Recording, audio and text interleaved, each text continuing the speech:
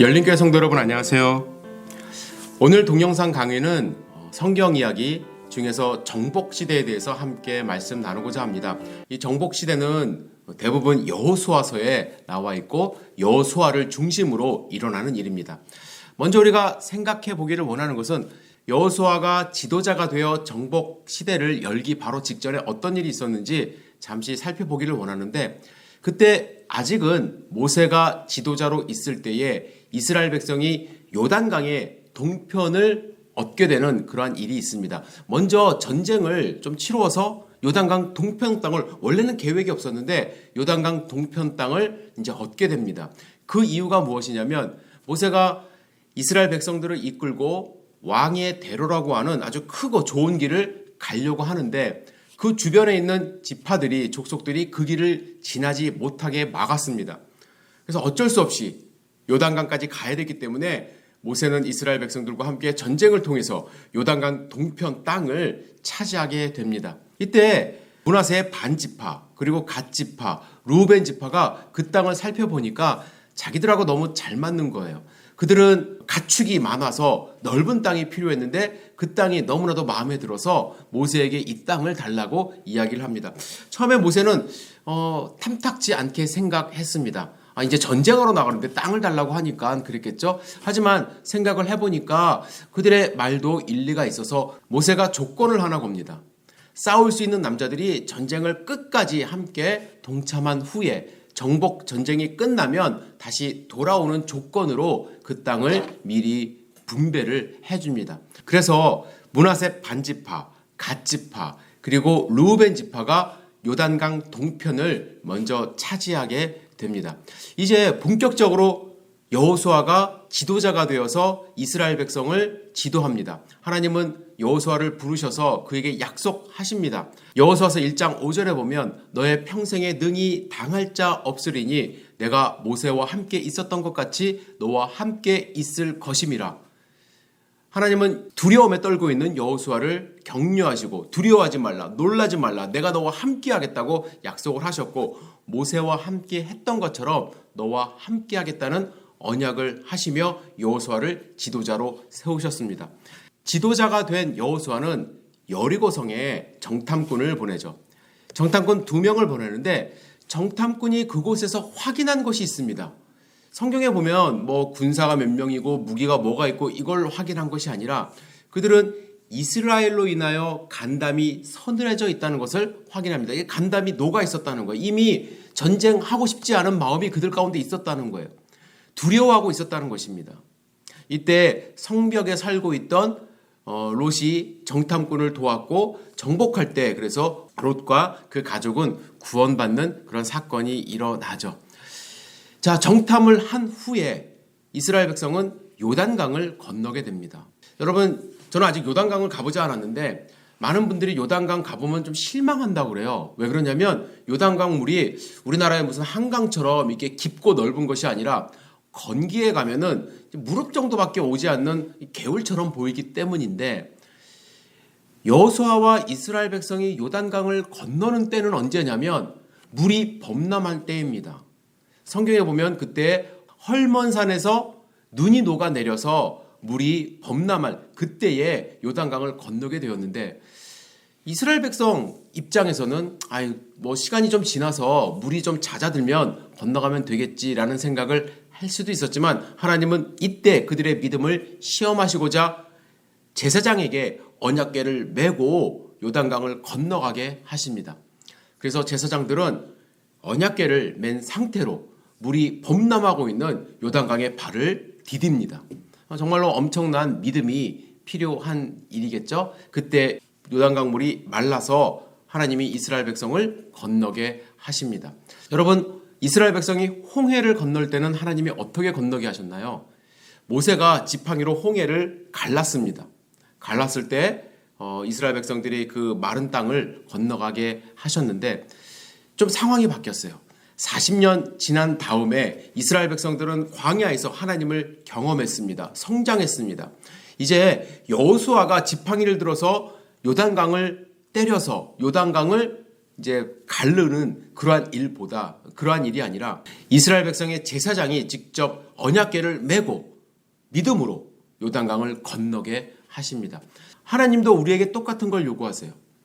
우리가 믿음이 없을 때는 하나님은 강을 갈라주십니다. 기적을 베풀어 주십니다. 그러나 우리가 하나님 말씀에 순종하고 또 하나님의 말씀으로 훈련을 받은 이후에는 우리 스스로 하나님 말씀을 의지하여 하나님의 명령에 순종하기를 원하신다는 것을 아시기를 부탁을 드립니다.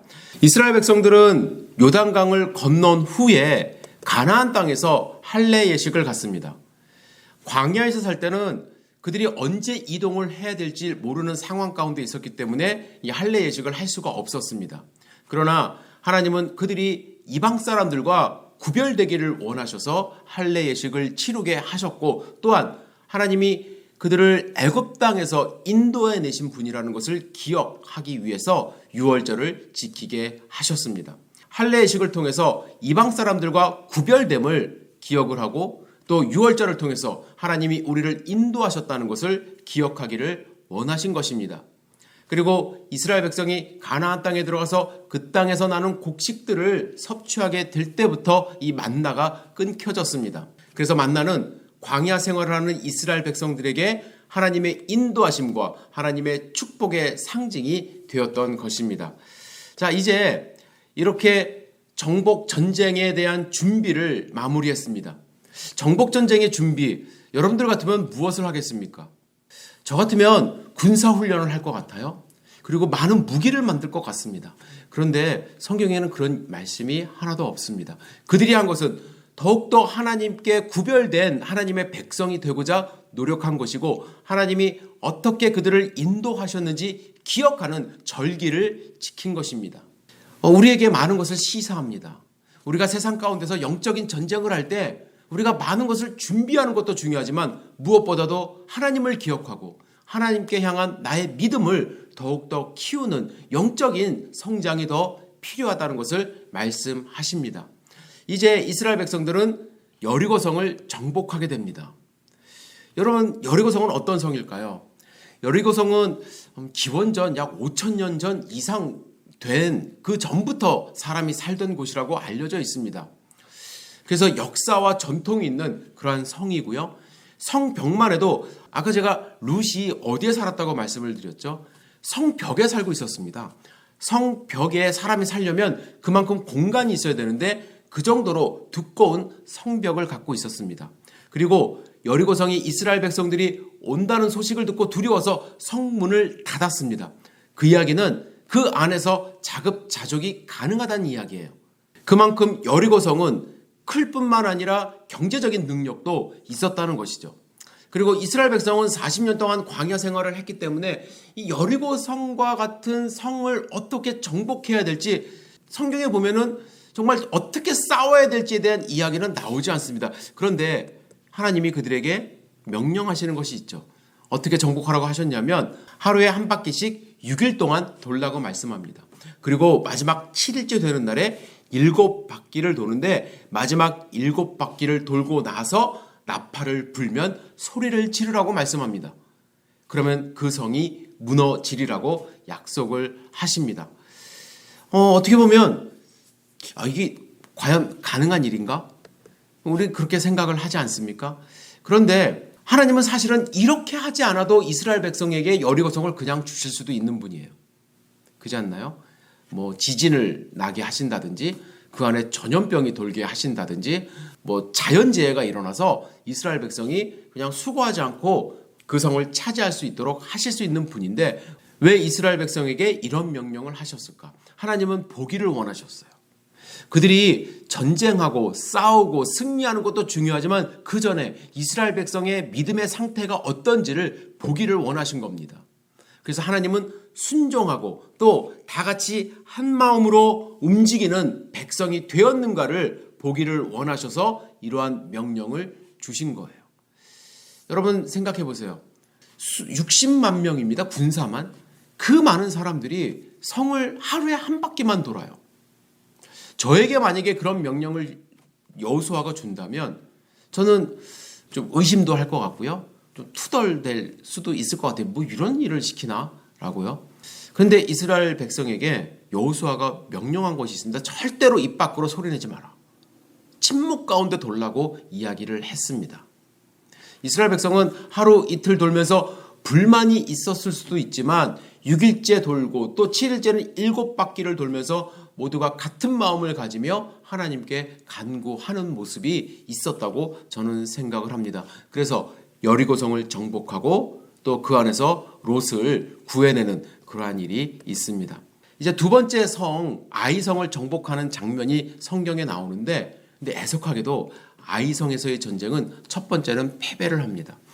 아이성은 여리고성에 비하면 정말로 작은 성입니다.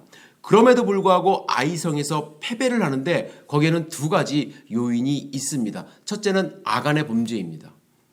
아간이 여리고성을 정복할 때에 그곳에서 한 천막에서 거처에서 옷과 금은 보화를 보게 됩니다.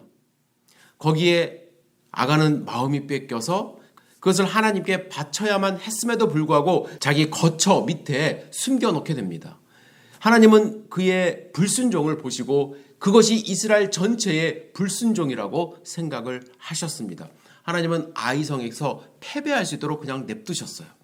또 한 가지는 여호수아와 이스라엘 백성이 약간 좀 교만해졌습니다. 너무나도 큰 성을 쉽게 이겨서 그랬는지 아이성을 바라봤을 때 한 2-3천 명만 올라가자 이런 얘기를 합니다.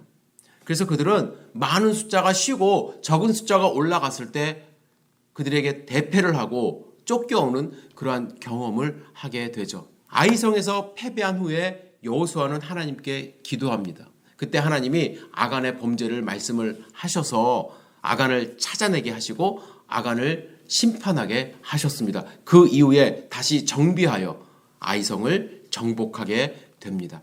이것이 가나안 땅의 중앙을 정복하는 과정입니다. 그래서 여리고성을 정복하고 이제 아이성을 정복했습니다.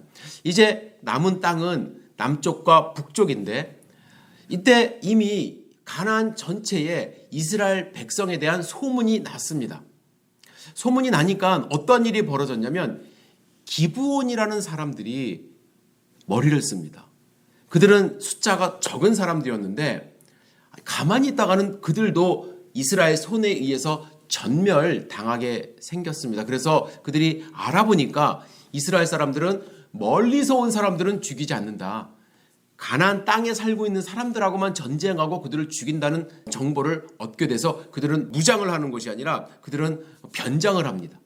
어떻게 변장을 하냐면 먼 곳에서 온 사람처럼 다 꾀재재한 옷을 입고 또 곰팡이 난 빵을 들고 여호수아 앞에 찾아갑니다. 그래서 우리는 먼 곳에서 왔으니까 우리와 계약을 합시다. 우리를 살려준다면 우리는 당신의 종이 되겠습니다. 그래서 여호수아는 손해보는 그러한 일은 아니라고 생각을 해서 계약을 체결합니다. 하지만 3일 만에 그들이 거짓말한 것이 들통이 나서 여호수아와 지도자들이 백성들의 원망을 사는 일이 벌어지게 됩니다. 기브온이 이렇게 이스라엘의 종이 되었다는 소식이 가나안 땅에 또 퍼지니까 남부지방에 있는 왕들이 긴장을 하고 그들이 연합을 하게 됩니다. 기브온은 교통의 요충지에 있었고 적은 숫자이지만 싸움을 잘하는 사람들이었습니다. 그런데 그들이 이스라엘에게 항복하고 종이 되었다는 소식은 남부지방에 있는 가나안 그 족속들에게 긴장을 하게 한 것이죠. 그래서 그들은 연합을 합니다. 연합을 해서 어떻게 했냐면 기브온을 먼저 공격합니다. 기브온을 공격해서 그들을 다시 자기네 부하로 끌어들이고 그리고 나서 이제 이스라엘을 공격할 요양이었지만 기브온이 계약을 맺은 이스라엘에게 여호수아에게 이제 기별을 보내서 우리가 정말 죽게 되었다고 이야기를 합니다. 그 도움의 요청을 받은 여호수아는 밤새 달려가 기브온을 구출하고 연합군들을 물리쳐 남부지방을 이제 정복하게 됩니다. 그때 하나님이 해와 달을 멈추시는 그런 역사도 보여주십니다. 이스라엘이 남부지방에서도 이렇게 대승을 하니까 북부지방 가나안 왕들도 긴장을 하게 됩니다. 아마 이스라엘 백성들이 한 족속 한 족속을 싸웠으면 좀 시간도 오래 걸리고 힘들었겠지만 다행인지 그들이 연합을 했어요. 연합을 해서 저항을 했지만 여호수아는 메론 물가에서 연합군과 대전하여 크게 승리하고 북부 온 땅을 정복하게 됩니다. 그래서 이스라엘 백성이 전쟁을 다시 한번 잠깐 돌이켜보면 요단강 동편을 모세의 인도하에 얻게 되고 요단강을 건넌 후 가장 먼저 여리고성을 정복하고 그 다음에 아이성을 정복합니다.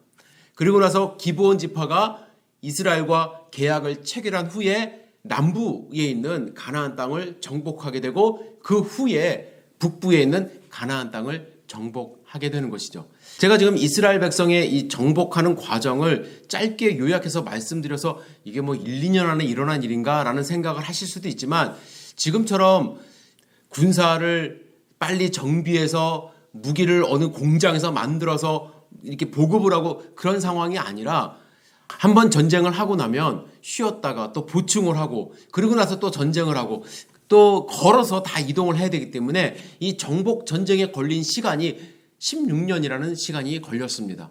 16년 동안 이스라엘 백성은 중앙과 남부 그리고 북부를 이제 정복하면서 그 땅을 차지하게 되었고 그래서 이제 나머지 여호수아서 뒷부분에는 그 땅을 어떻게 분배를 하고 또 도피성을 어떻게 만들고 또 레위 지파는 어떠한 성읍에 기거할 것인지에 대한 말씀으로 이제 이어지게 됩니다.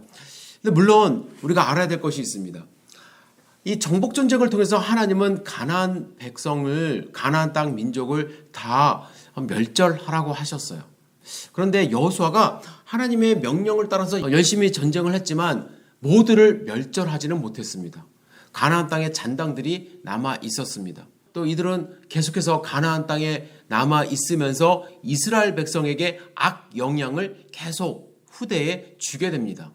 특히 뭐 여러분들 삼손이나 이런 사람들이 블레셋 사람들에게 나쁜 영향력을 받아서 또 이방 신을 섬기게 되는 그런 모습이 뒤에 사사시대에 계속 나오고 또 다윗도 블레셋과의 관계가 있었고 그래서 계속해서 이 가나안 땅은 하나님의 백성인 이스라엘 사람들과 또 가나안 지파 사람들이 어떻게 보면 좀 공생하는 그러한 관계가 지속이 됩니다. 이렇게 정복 전쟁을 마친 이스라엘 백성은 땅을 분배한 후에 이제 각 지파별로 다스리게 되는 사사 시대로 접어들게 됩니다. 오늘은 이렇게 이스라엘 백성이 어떻게 가나안 땅을 정복했는지 간단하게 살펴보았고요. 다음 시간에는 사사시대에 어떠한 일이 있었는지 사사시대의 특징은 무엇인지 함께 생각해 보도록 하겠습니다. 다음 시간을 기대해 주시고 여러분들 건강하시기 바랍니다. 감사합니다.